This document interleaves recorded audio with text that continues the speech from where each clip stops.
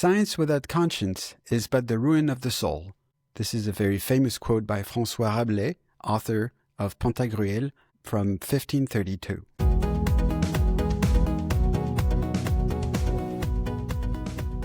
Hello, everyone, and welcome to the Human Pulse podcast, where we talk about living well with technology. I'm Ann Traeger, a human potential and performance coach. And I'm Fabrice Newman, a tech consultant for small businesses. This is episode 39, recorded on July 5th, 2026. Human Pulse is usually never longer than 30 minutes, so let's get started. As we continue to see things speeding up in the AI arena, I want us to go back to that slow AI approach we talked about in episode 33, particularly in light of the quote, which I will, recall comes from 1532. Okay, so let's see how much ruining of the soul we're doing. No, actually, that's not where I want to go today. What I really want to go to is, like I said, back to this idea of what if we weren't ruining the soul and we were doing something a little bit different. So as a reminder, the core principles we talked about when we talked about slow AI are good, clean, and fair AI. So with all of the news about data centers coming out in the past few weeks, it's rather hard to find examples of clean AI for right now. Right? No joke. Yeah, really. And fair is still very questionable. However, a quick review of the news over the past week did bring up some good AI and, well, good tech in general. The first example I want to share with you is England's National Health Service that just rolled out an AI-assisted triage they have an app, the NHS app, and the idea behind the system is to help patients determine whether or not they need a GP appointment or a pharmacy or emergency care. And that's, it's expected to reach more than 200,000 patients over the next 12 months, and then be more available starting, later in 2028. So I just find that to be really interesting because I don't know how often you've done it, but I've done it, and quite recently, and I've gone to, just ChatGPT, and I know I should take it with a grain of salt, but saying, this is happening to me, should I be worried? So, if it actually comes out through the National Health Service, you would think that it might potentially be a little bit more accurate than ChatGPT. And I have no reason to think that other than that is the National Health Service, and I would trust it. Why? I don't know, but perhaps more than just generic ChatGPT. Well, who knows? Well, that would be my point as to, so when AI is used as a tool by professionals so they can actually use it in the right way, and containing it within what it should do in that particular context, which is basically the opposite of what this race to AGI is all about, like this AI being able to do everything, which is kind of weird because like humans don't do everything. Right. I don't know squat about, handiwork. So, yes, I can just tell everybody that is totally true. Right. I know a bit more in like technology. So you wouldn't trust me on, putting things on your wall, but you would trust me with your computer. So that's exactly the point, I think. Yeah, exactly. Well, and so here is an example of it being used in that contained space by professionals for a very specific use. And I find that to be really, really interesting. They've done a trial already in Sussex, and it ended up being producing a 29% reduction in patients waiting on the phone for help. Okay, so that's fantastic already. So again, this is not AI doing everything. It's AI reducing friction between a person who needs help and the right form of help. I mean, now that's good AI, okay? Assuming it works the way it's supposed to work. And the other thing is it's not replacing any kind of clinical judgment here. It's going through, the decision cycle of a triage. And so it's really hopeful for me to see that kind of application. Now, to be fair, we do not yet, it's too soon, way too soon to have any large-scale benefit recording of this. We don't know yet.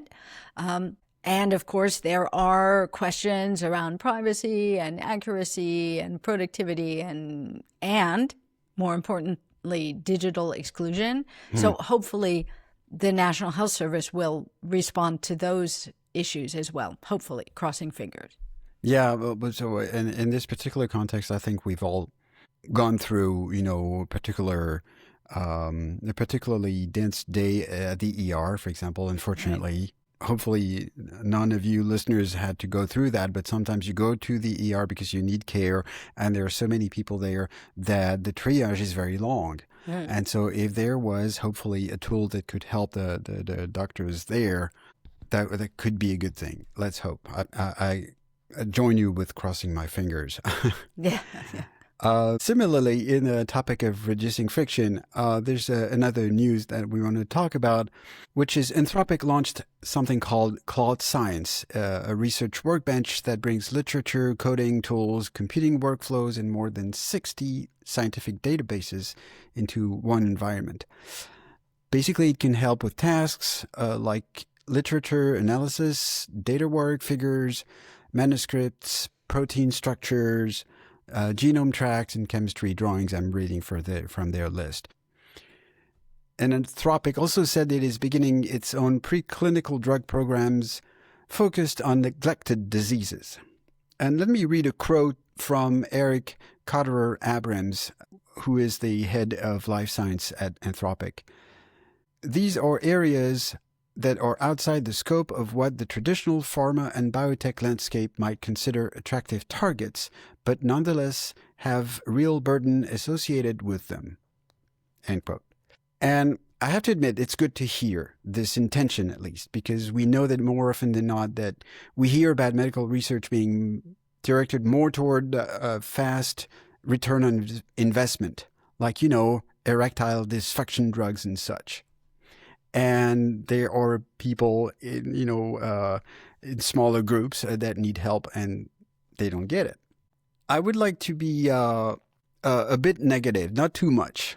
I also would like to remind everyone that these kind of announcements by Anthropic and others is still within the period of Anthropic still nursing their relationships with potential investors because they are preparing their IPO, going to markets. So I would like to take that with a grain of salt as well, because they want to make sure that people are interested in their products. So they release new things every week or more. Okay. And let's give it the benefit of the doubt for the sake of, hope. So, yes, these are early days. We don't know what the impact is going to be really on research or on the scientists, for that matter. There seems to be a shift that's happening, and in this particular case, it's from scientific work, so the scientists doing science, and it's shifting them from discovery to supervising machine-generated possibilities. So I don't know what to make of that. And it's not only happening in science. It's happening all over the place. And, that's the thing. Yeah, you do encounter that with lots of your clients, right? Well, absolutely. Is that you have these people who previously were experts, and now they're becoming supervisors of AI or managers of AI. And management and expertise are not the same thing. Okay, there are a lot. These, management and supervision require new skills for a lot of these people. I see it in the leaders I coach. Either because they move up from expertise to a management position, and they find that it's really not that easy. Okay, and it's not always what the people want. What if we want to keep experts as experts, okay? And we want to keep them thinking deeply rather than just supervising. I mean, how do we do that with AI? The idea is, again, how do we discipline ourselves so that we don't hand everything all over to the machine, because that's the easiest thing to do. I mean, honestly, we know, and I've said it over and over again, our brains are designed to expend the least amount of energy possible. So the path of least resistance, and I see myself doing it on a regular basis, is just hand it right over and then kind of go wait and just chill out while I'm waiting for an answer. And then maybe think about the answer a little bit and critique it, of course, because it's not my answer, but not really as much as I would critique something written by somebody else, because it's so much energy. Right? Yeah. So anyway, now I'm owning this. Okay. I do it all the time. So of course, maybe the scientists will do it too. And no offense to you scientists, these are the things we have to be aware of as we're using these tools. Yeah, even though we know that our brain develops when we use it, or it atrophies, just like the muscles, Absolutely. right? And it's a real concern. I remember watching a video on YouTube not so long ago. Basically, it was demonstrating that using self-driving cars contributes to our brain atrophy. And it was the whole demonstration of the number of movements we have to do when we use a stick shift. When we get to a turn, or so we have to downshift, and then with the feet we have to use the brakes, and all at the same time we have to do several different moves that the brain has to control, right?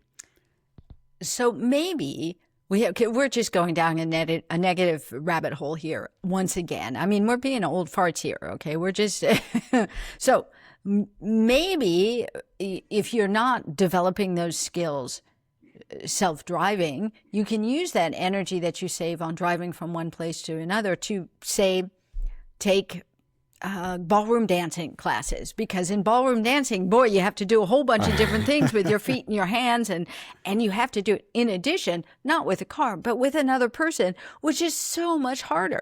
Okay. Well, yeah, that's the thing. So we'll see, and I think we'll talk about that a little later, about what we can do in addition or in replacement of all the tasks we give to the machines. Because basically, it's always the same conundrum. The more we automate and put our quote-unquote life in automated systems, in hands of automated systems, the less we think.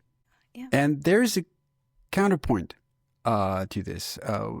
And it's because it makes me laugh almost every time. I listen to many podcasts of, tech geeks that are basically automation professionals, and they spend so much time designing their automations and designing new ones that I don't think they even have time left to actually use them. So they obviously use their brain a lot to try to use it less. It's fascinating to me, but it's a very small portion of the population. For the longest time, and again, trying to be an optimist here, is the younger generation, and they grew up on their telephones, and their brains are atrophying. But I mean, for God's sake, when I look at our daughter and the young people of her generation, they know so much more than we ever knew at that age. Absolutely. I mean, like literally, they have a capacity for putting things together and thinking about the world, and are so familiar with so much information. It's extraordinary. So, maybe that path of least resistance in some areas also leads to a certain amount of boredom, which leads to, how can I use this incredible thinking power I have in another way? And that's my optimist take on it. Well, I think you're right. The old fogies that we are, it's always the same from one generation to the next, which is to say, so we've been using our brains in such a way, and there are so many ways to use our brains. And so the new generation use their brain differently. Right. Yeah. And so we have this habit of reading a book for 2 hours, and so be focused on one thing. And as you said, the generation of our daughter, who's 21 now, is they know many different things, and they can go from one topic to the next very quickly. And maybe that's the way of human brains development. This is where there's one trend. Anyway, that's a story for another time. We wanted to shift to the clean part of the slow AI. And there were a few announcements that may help lead to clean or at least cleaner AI someday. And one of the big areas of concern is energy, as we all know. Better energy storage can help make intermittent solar and wind power more reliable, increase grid resilience, and potentially reduce dependence on constrained mineral supply chains, one can hope. And that's what seems to be happening with the sodium-ion batteries. Basically investments done by automakers, battery makers, and energy companies to try to replace the lithium-ion systems we use now for grid storage and data centers. And sodium is like salt. It's abundant. We have that everywhere. And so batteries that can operate with such abundant material, on top of that, across wider temperature range with potentially lower system costs, that's very interesting and hopeful for our use in energy storage. And I think that in a way, it's related to what I was mentioning earlier about the pharmaceutical industry investing more in projects with a better potential return on investment, right? Now we have mainstream electric cars. It seems that research in batteries are getting more fundings and results. It's about time. Yeah. The thing is, speaking of about time, it always makes me think of something that actually electric cars predate cars relying on dead dinosaur juice. The first cars were electric. Yeah. What a waste of time and energy. So I don't want to be negative again, but, and so there's always a debate about the electric cars. Is it really good for the environment? Blah, blah, blah. Thing is, you cannot compare gas engine cars to electric cars on a daily basis usage. For example, let's also remind everyone that an electric car is much simpler to build than a gas engine car. Like by an order of magnitude, like it's 100 times simpler to build. So it's just one aspect of the whole thing. But yeah, remember, look for it. The first cars were electric. Well, and so if we could have, appropriate storage of electricity that makes some of the, wind and solar power more efficient because you can actually store it and so on and so forth. Maybe this trend will actually happen. I mean, there are full countries now that are really going completely solar. There is hope. There is hope for cleaner. Okay. Yes. In a similar vein, I found another project that I thought was really interesting because it uses good old-fashioned technology in a really clever way. So it's nothing newfangled. Okay.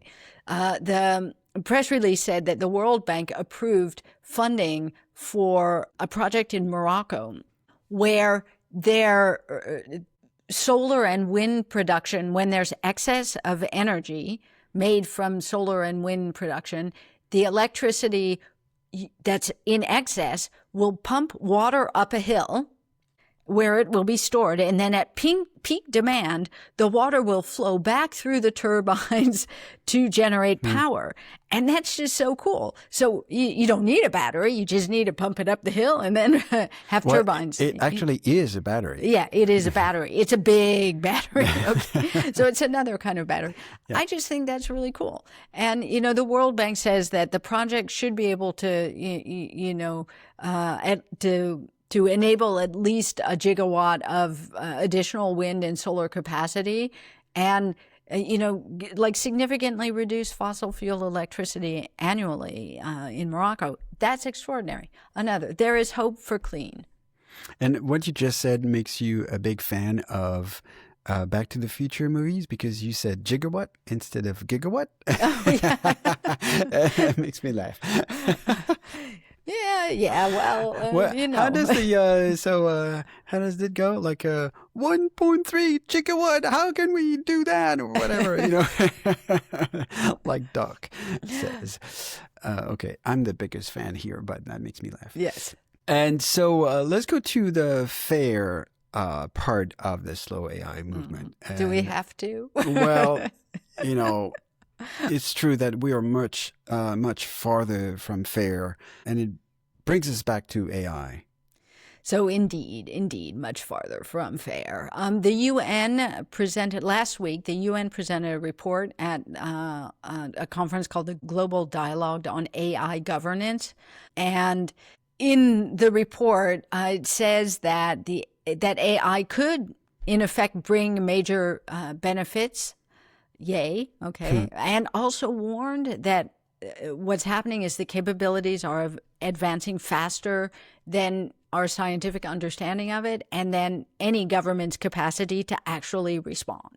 So the report says, quote, "The potential benefits of AI are enormous," end quote. Okay, but then, quote again, "The rapid, unchecked deployment of the technology at scale also presents considerable risks, including harms to the mental health of users, potential use as a destructive tool, impacts on social, economic, and environmental systems, and challenges associated with controlling the technology." And I mean, we're already starting to see all of this pop up all over the place. So the unfair list is really long. I'm sorry, but I'm going to pull it out anyway because we need to, be fair. Be We fair. need to be fair. Okay. So as AI adoption accelerates, it is doing so unevenly across countries and sectors. So you can imagine there are some parts of the world where it is not accelerating. AI is actually really, really concentrated. So the United States accounts for 75% of the computing power among the world's top 500 AI supercomputers, okay, with China only accounting for 15%. But I mean, you could put China and the U.S. together. It means that like nowhere else in the world has any computing power, okay, put it that way. Yeah. So disparities, again. Another disparity is that although there are 7,000 languages spoken worldwide, currently AI models are trained only on a tiny, tiny fraction of that. And machine translation of some of those languages is chock full of errors that affect all kinds of things like health diagnoses and treatment decisions and so forth. Okay. And it's also related to the unbalanced publications on the web. So the web is mainly in English.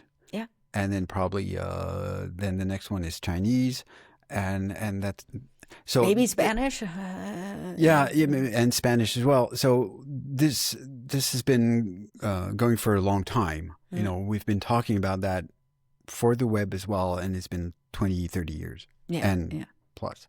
And just accelerating with AI. Okay, obviously there are also risks of negative impacts on human rights, on social systems, on the environment. There are things like AI-generated child sexual abuse material and deep fake stuff going on around sexual violence, and okay, totally unfair and not clean. Okay. AI also makes it easier to produce and target really persuasive content. Okay, let's just call it what it is, propaganda. So the report calls it the gradual erosion of information integrity that could weaken public trust, social cohesion, and democratic deliberation. So, I mean, I said it with kind of a weird accent, but I mean, this is very, very serious. If we just don't know who to trust anymore or what to trust anymore. Okay. And then most countries, including the most advanced economies, actually lack the technical expertise to assess the most capable new AI models or even to participate meaningfully in their governance. So there's still a lot of work to do on the fair AI front. I would quote myself as saying, no joke. So it's true that after this long list, it's difficult to think of something positive, isn't it? Still, I believe basically we are in a learning phase collectively. When we saw that in the examples we mentioned earlier, there are good uses of technology in general and AI in particular. So we can focus on those, mainly because we still don't know collectively as well exactly what all those tools can do, and we have to choose. So we know that AI is helping hackers to find security flaws more rapidly, but it also helps to find ways to plug them, all those holes. That's very important to keep in mind. We know that companies are using those tools. For example, I don't think it's a coincidence that Apple announced during its last WWDC, that their developer conference, that the next versions of all their number 27 OSs will contain way more fixes than new features, and it's a good thing. First of all, we probably don't need that many new features nowadays, and for many reasons. It's not a coincidence in a way that because it means that they used that AI finding technology to find all those security problems that they have, like all the systems, and Microsoft does the same. And we hear almost every week from the Mozilla Foundation doing Firefox, the browser, that they make it better finding security flaws thanks to AI, and they correct it. They correct them, right? So they do that. As a side note, it also means that it's even more important than ever to keep your devices updated and to get rid of the ones that cannot be updated any longer. I really wish you had told me that before Apple upped their prices. Well, the device you have is still updatable, so it's still worries. updatable, but I really want to change it. Well, that's something for another time. That's just because, I like the novelties thing. Okay, yes. Okay. Anyway, that's another topic altogether. I do agree with you. And as we go forward collectively, we may just find the path of lesser harm, and hopefully, that's my inner timid optimist speaking. And I believe we will. I wish I could say that with a little bit more enthusiasm. I'm trying. Let's work on that. But for now, that's it for episode 39. Thank you all for joining us. Visit humanpulsepodcast.com for links and past episodes. Thanks also for subscribing and reviewing this podcast wherever you listen to your podcasts. It helps other people to find us. Also, please do share it with anyone around you who may be interested. See you in more or less 2 weeks. Bye, everyone.